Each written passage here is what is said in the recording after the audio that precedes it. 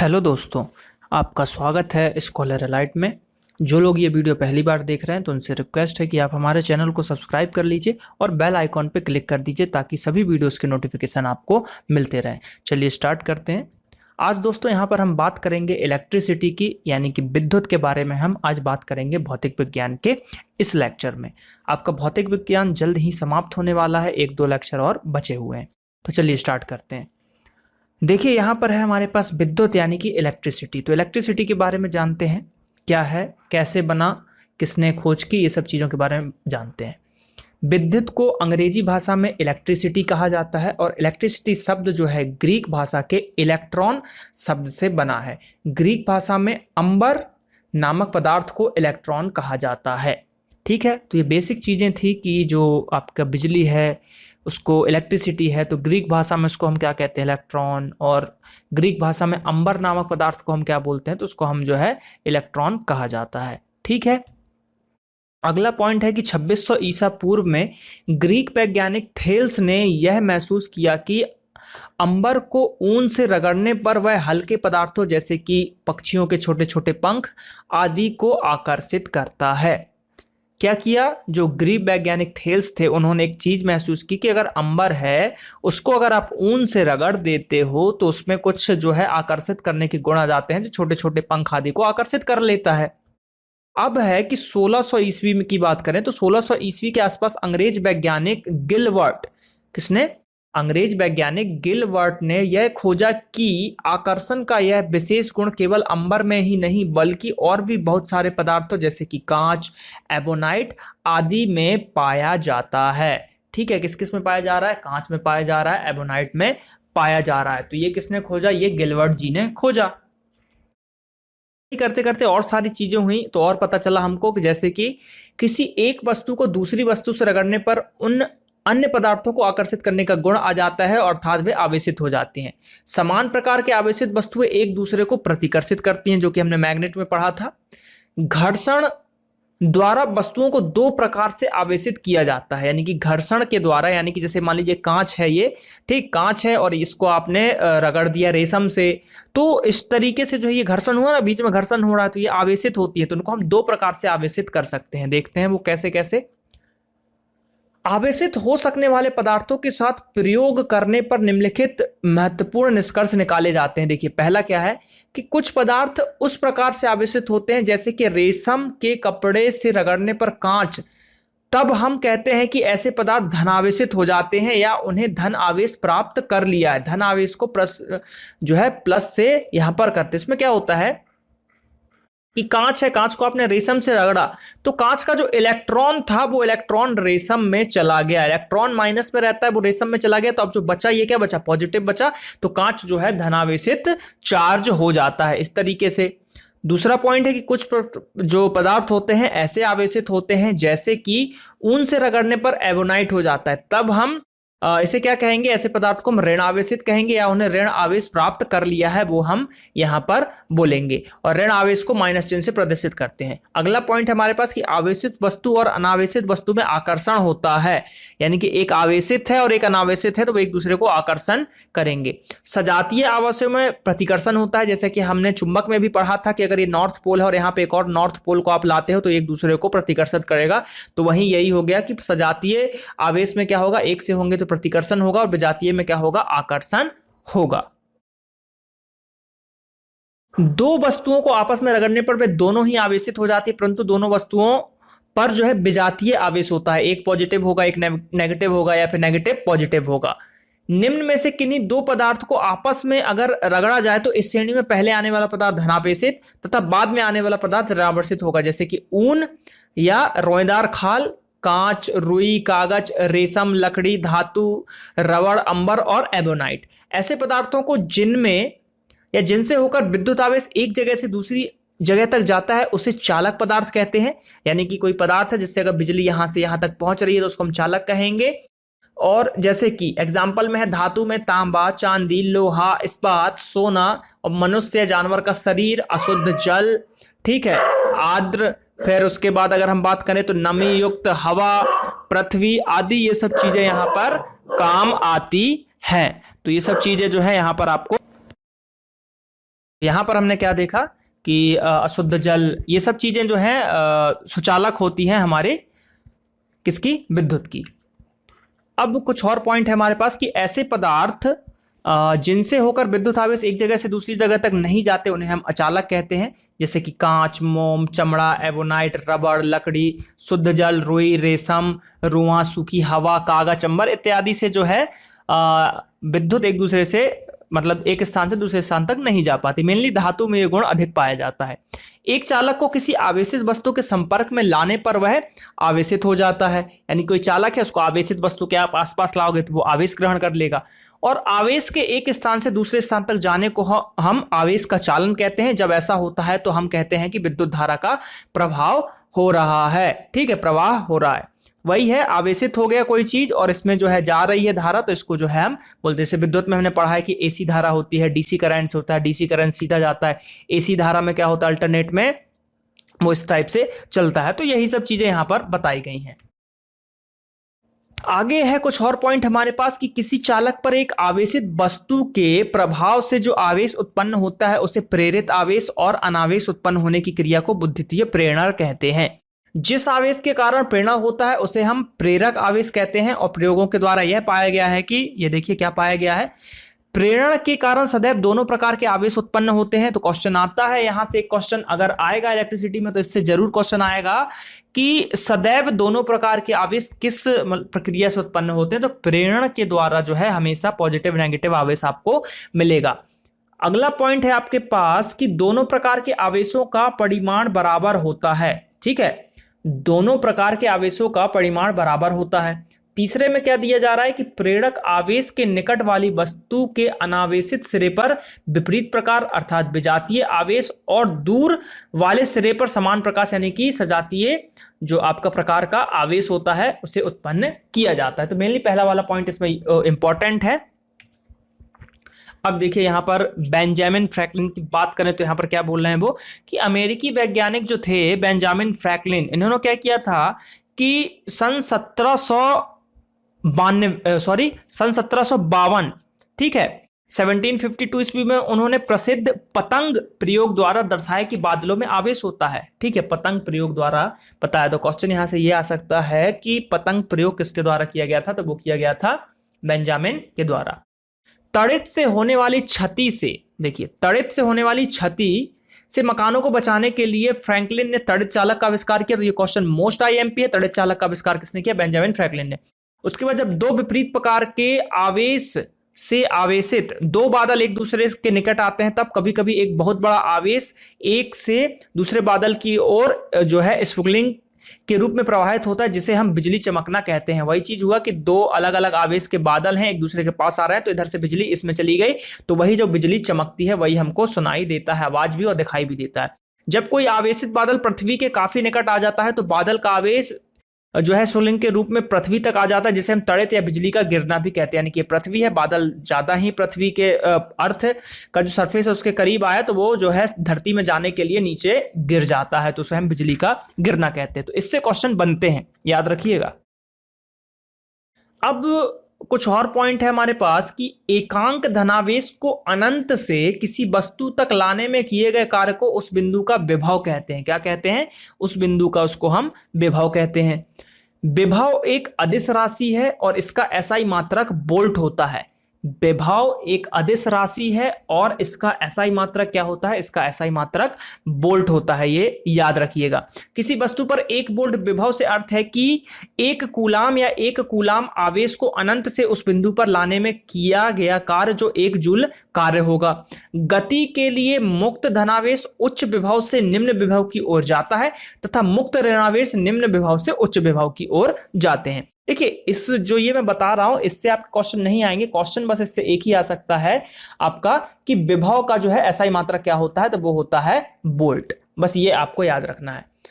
पृथ्वी का विभव शून्य माना जाता है, ये क्वेश्चन आ चुका है रेलवे में आ चुका है, मेनली ग्रुप डी तक में ये पूछा जा चुका है। तो ये आपको याद रखना है कि पृथ्वी का विभव जो है शून्य माना जाता है। पृथ्वी की अपेक्षा जिस वस्तु का विभव अधिक होता है उसका विभव धनात्मक और जिसका विभव कम होता है उसका विभव ऋणात्मक माना जाता है। तो पृथ्वी को हमने न्यूट्रल माना 0, इससे अधिक होगा तो उसको धनात्मक और इससे 0 से कम होगा तो उसको हम माइनस मानेंगे। तो दो क्वेश्चन यहां पे याद रखना है कि विभव एक अदिश राशि है और उसका एसआई मात्रक है आपका वोल्ट। और यहां पर बात करें तो पृथ्वी का विभव क्या है, पृथ्वी का विभव यहां पर शून्य माना जाता है, जो आपको यहां पर याद रखना है। चलिए कुछ और पॉइंट देखते हैं यहां पर, और इंपॉर्टेंट चीजें हैं हमारे पास। किसी आवेश के कारण दो बिंदुओं के बीच विभवांतर उन बिंदुओं पर विभव का अंतर कहलाता है। दो बिंदु हैं, ठीक, उनके बीच जो है विभवांतर हो गया, ठीक है, दो उनके विभव के बीच का अंतर जो है उसको हम विभवांतर बोल रहे हैं। यह निम्न विभव वाले पदार्थ से उच्च निम्न जो है उच्च विभव वाले बिंदु तक एक एकांक धनावेश को लाने में किए गए कार्य के बराबर होता है, और इसका ऐसा ही मात्रक वोल्ट होता है। और यह भी एक अदिश राशि है। कौन? विभवांतर की बात की जा रही है, दो विभव के बीच का अंतर विभवांतर।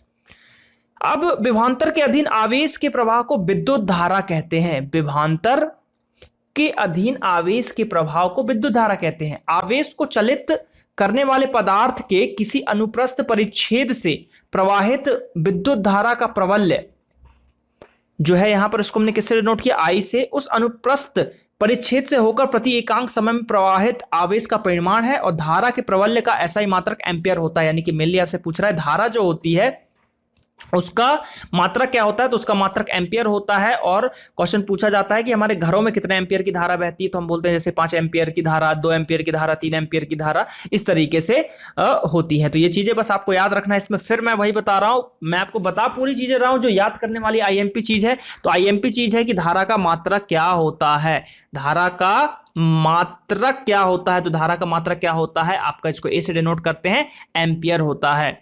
जिस पथ से होकर विद्युत धारा का प्रवाह होता है उसे हम विद्युत परिपथ कहते हैं। जैसे कि बात करें तो परिपथ की अगर हम बात करें तो देखिए यहां पर जैसे मान लीजिए ये एक परिपथ बना दिया मैंने, और यहां पर हमने बैटरी लगा दी, ठीक, तो इसमें धारा प्रवाहित हो रही है, तो इसको हम इसका परिपथ बोलेंगे। यही चीज यहां पर बोली गई थी।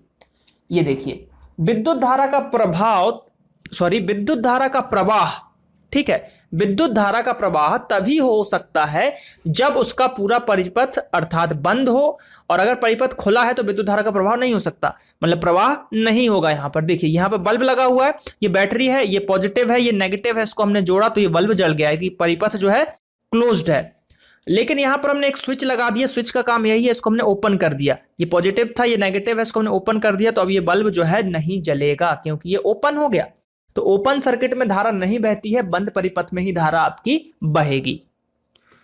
परिपथ में यदि धारा हमेशा एक ही दिशा में प्रवाहित होती है तो ऐसी धारा को दिष्ट धारा कहते हैं। यानी कि वही चीज, ये है परिपथ और इसमें ये धारा बह रही है एक ही दिशा, लेकिन हमें तो इसको बोलते हैं हम डीसी करंट।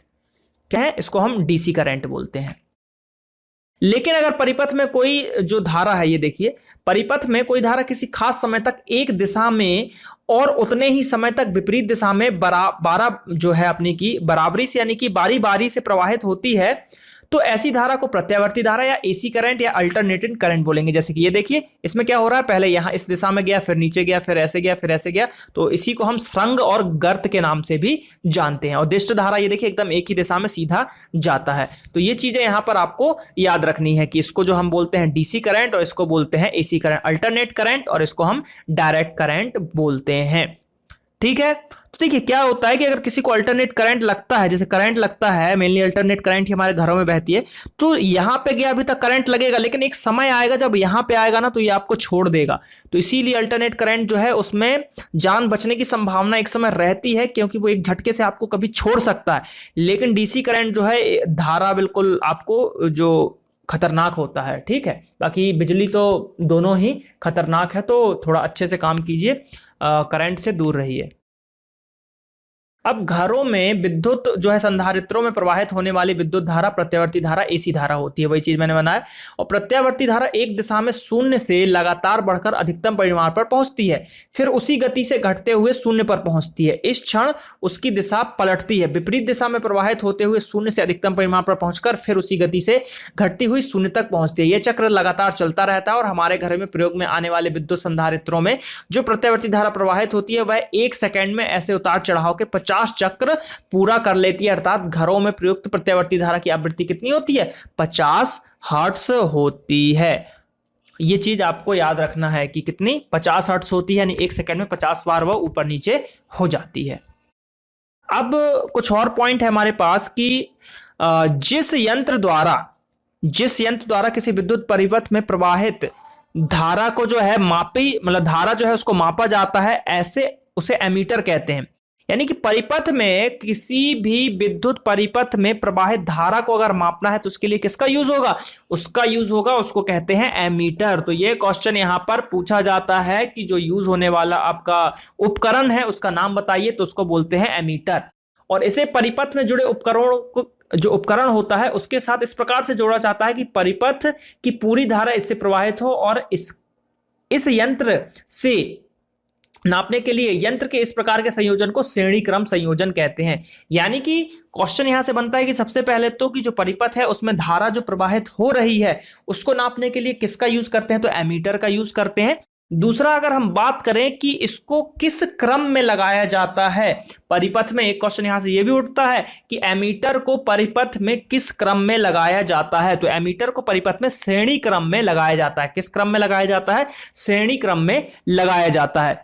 जिस यंत्र द्वारा किसी विद्युत परिपथ से होकर धारा के कारण परिपथ के किन्हीं दो बिंदुओं के बीच जो विभवांतर होता है उसे नापते हैं, उसे हम वोल्ट मीटर कहते हैं। जैसा कि उसकी इकाई हमने पढ़ा था, विभवांतर और जो विभव का इकाई था वो था वोल्ट, तो उसको हम वोल्ट को ही नापना है तो उसको हम बोलेंगे वोल्ट मीटर। और इसको हम समानांतर क्रम में लगाते हैं परिपथ में, इसको हम समानांतर, तो याद रखिएगा वोल्ट मीटर को समानांतर क्रम में लगाते हैं और एमीटर को श्रेणी क्रम में लगाते हैं। मोस्ट आईएमपी क्वेश्चन है, इसमें से एक क्वेश्चन आना ही है, याद रखिएगा। एमीटर को श्रेणी क्रम में और वोल्ट मीटर को समानांतर क्रम में लगाते हैं। बहुत ही इंपॉर्टेंट क्वेश्चन हो जाता है। ऐसे संयोजन में यंत्र परिपथ की धारा में अल्प तथा नगण्य कमी उत्पन्न करता है, इसलिए इसको जो है समांतर क्रम में लगाया जाता है। अब इलेक्ट्रिसिटी की बात हो और ओम जी की बात ना हो तो ओम नियम की बात करते हैं। चालक से प्रवाहित धारा की प्रबल्य उसके सिरों के बीच के विभवांतर के समानुपाती होता है, यानी कि जो है I समानुपाती V, और यहां पर या फिर इसको हम बोल सकते हैं V/I एक स्थिरांक है। और इस स्थिरांक से चालक तार के प्रतिरोध R को व्यक्त किया जाता है। तो वही R बराबर क्या हो गया? V/I, या फिर I बराबर क्या हो गया आपका? V/R, या V बराबर क्या हो गया? IR। ये 3-4 संयोजन है जो कि आपको याद रखना है। यानी कि यहां पे क्या बोला जा रहा है, बिजली के फ्यूज तांबे तथा टिन के मिश्रण से बनाए जाते हैं और इसकी क्षमता को एम्पियर में व्यक्त किया जाता है। फ्यूज का काम क्या होता है? आजकल क्वेश्चन यहां पे आता है कि फ्यूज किससे बनता है। सबसे पहले फ्यूज तो बनता है आपके तांबे और टिन का मिश्रण से, जिसका गलनांक बहुत कम होता है। क्यों कम होता है? क्योंकि अगर आपके घर के परिपथ में यानी सर्किट में कुछ भी छेड़छाड़ होती है, थोड़ा भी आपका फ्लक्चुएशन होता है, तो ये जो है तो इसका गलनांक कम होगा तो ये पिघल के टूट जाए। पतला तार होता है ताकि आपका पूरा परिपथ जलने से बच जाए, इसलिए हम फ्यूज को यूज करते हैं। और इसकी क्षमता एम्पियर में होती है। तो ये सब चीजें याद रखिएगा फ्यूज से रिलेटेड। अब यहां पर बात करते हैं, देखिए फ्यूज के बारे में ही बात की जा रही है। ये यहां पर कटआउट जिसको बोलते हैं, और इसमें यहां से ऐसे जो है तार लगा होता है, ठीक है। परिपथ में जहां जहां बिजली के फ्यूज श्रेणी नियोजित किए जाते हैं उसमें लगे तांबे तथा टिन के मिश्र धातु के तार सबसे पहले गर्म होकर गल जाते हैं और परिपथ टूट जाता है, जिससे कि उसमें लगी जो युक्तियां होती हैं तथा बल्ब, पंखे, हीटर आदि जलकर नष्ट नहीं होते, बच जाते, क्योंकि वो फ्यूज टूटा। फ्यूज का वायर जैसे ही टूट गया तो आपका जो है ये पूरी लाइट आपके घर से कट गई और आपका जो है इक्विपमेंट था जलने से बच गया। तो मेन कार्य यही होता है फ्यूज मतलब फ्यूज वाले तार का। अब देखिए, बिजली के हीटर में चीनी मिट्टी की चपटी प्लेट की सतह पर बने खांचों में नाइक्रोम, क्वेश्चन आता है कि हीटर में किसका यूज किया जाता है, तो उसमें नाइक्रोम तार का यूज किया जाता है, जो कि निकल क्रोमियम का मिश्रण होता है। कि तार का सर्पिल जो है कुंडली फैली होती है, जो कि नाइक्रोम के प्रतिरोधकता बहुत अधिक होती है। ये देखिए यहां पर ऐसे ऐसे करके यहां पर बनाया गया है, इसलिए इसको जो है किया जाता है। ठीक, एक बार और मैं आपको बताता हूं कि बिजली का जो हीटर होता है उसमें चीनी मिट्टी की चपटी प्लेट की सतह पर बने खांचों में नाइक्रोम के तार की सर्पिल कुंडली फैली रहती है और नाइक्रोम की प्रतिरोधकता जो है अधिक होती है। ठीक है, अब आगे कुछ और पॉइंट है हमारे पास कि बिजली के विकिरण यानी कि रेडिएटर में चीनी मिट्टी के पतले बेलन पर नाइक्रोम तार की कुंडली को लपेट दिया जाता है। तो ये सब चीजें यहां पर बात की गई हैं। हीटर जो कि है उस पर खाना बनाने के लिए मेनली यूज किया जाता है, लेकिन हीटर का जो उपयोग है वो वर्धित है। बिजली की आयरन स्त्री, ठीक है, नॉट स्त्री, स्तरी में अभ्रक की पतली या कि पतली पट्टी जो होती है, पत्ती पर नाइक्रोम का तार लिपटा रहता है। यानी कि जो प्रेस आयरन हम करते हैं उसके अंदर वही होता है कि जो अभ्रक होता है उस पर नाइक्रोम का तार लिपटा होता है, वो गर्म हो जाता है। और बिजली के जो बल्ब होते हैं, ठीक है, बिजली के बल्ब के बारे में बात करें तो बिजली का जो बल्ब होता है उसमें टंगस्टन के बारीक एवं सर्वत्र समान व्यास के तार की ऐठी हुई कुंडली लगी होती है, जिसे हम फिलामेंट कहते हैं। ये देखिए फिलामेंट है, फिलामेंट कहते हैं। और फिलामेंट टंगस्टन का बनाया जाता है, और टंगस्टन का इसलिए बनाया जाता है क्योंकि इस पदार्थ का गलनांक बहुत अधिक होता है। और टंगस्टन के वाष्पन को रोकने के लिए बल्ब के भीतर कुछ मात्रा में निष्क्रिय गैस भर दी जाती है। ठीक है, ये देखिए यहाँ पर देख सकते हैं कि ये जो है पूरा कांच की छड़ है, तांबे का तार है, बल्ब है और टंगस्टन है। तो मेनली पूछा जाता है टंगस्टन यहाँ पर क्यों यूज किया जाता है, क्योंकि उसका गलनांक बहुत अधिक होता है। तो यहां पर आज हमने जाना इलेक्ट्रिसिटी के बारे में। जो इंपॉर्टेंट क्वेश्चंस थे मैंने बता दिए हैं कि कौन कौन से क्वेश्चन बन सकते हैं यहां पर, ठीक है, तो वो आपको याद रखना है। तो आई होप कि वीडियो अच्छा लगा होगा। अगर वीडियो अच्छा लगा है तो लाइक कीजिए, कमेंट कीजिए और अपने दोस्तों के साथ शेयर जरूर कीजिए। चलिए मिलते हैं अगले पार्ट में। थैंक यू, जय हिंद, जय भारत।